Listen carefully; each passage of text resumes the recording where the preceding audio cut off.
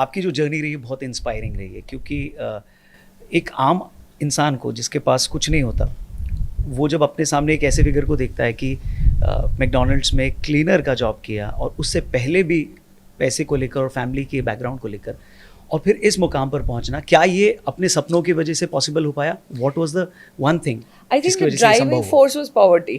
Okay.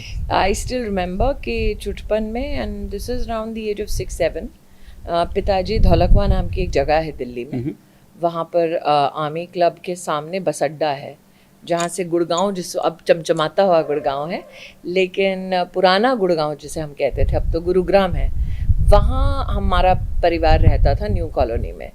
और पिताजी धौलकवा दिल्ली में बस स्टैंड पर कोने में चद्दर पात के वहाँ किताबें बेचा करते थे. तो मैं संग बैठा करती थी उनके फुटपाथ पे.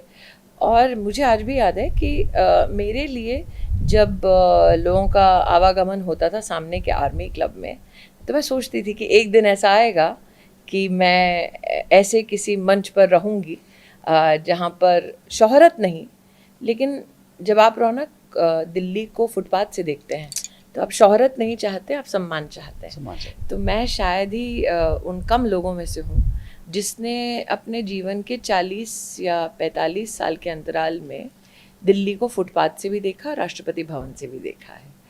तो मेरे लिए ड्राइविंग फोर्स दो बातें रही कि गरीबी में जो चुनौतियाँ होती हैं वो चुनौतियाँ जीवन भर साथ ना रहें.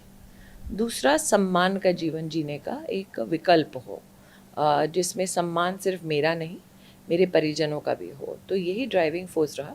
तीसरा, अगर आप पूछो ड्राइविंग फोर्स क्या है, मुझे अगर कोई काम मिलता है तो मुझे अनफॉर्चुनेटली परफेक्शन कहाँ तक कितना बढ़िया काम हो सकता है उसकी थोड़ी ललक है.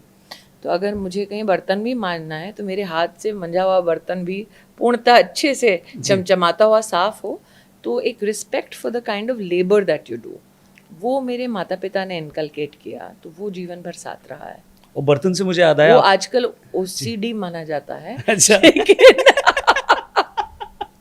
लेकिन हाँ, ये पहले से ही माँ का डिसिप्लिन रहा है, तो आज भी वो छूटता नहीं. कई लोगों के लिए परिवार में इरिटेटिंग हो जाता है कि भाई तुम कितना, मतलब साफ सफाई या एक विषय को अगर पकड़ लिया तो उसको आप डिटेल तक जब तक सक्सेसफुल मुकाम पर ना पहुंचा दो तब तक लगे रहते हो.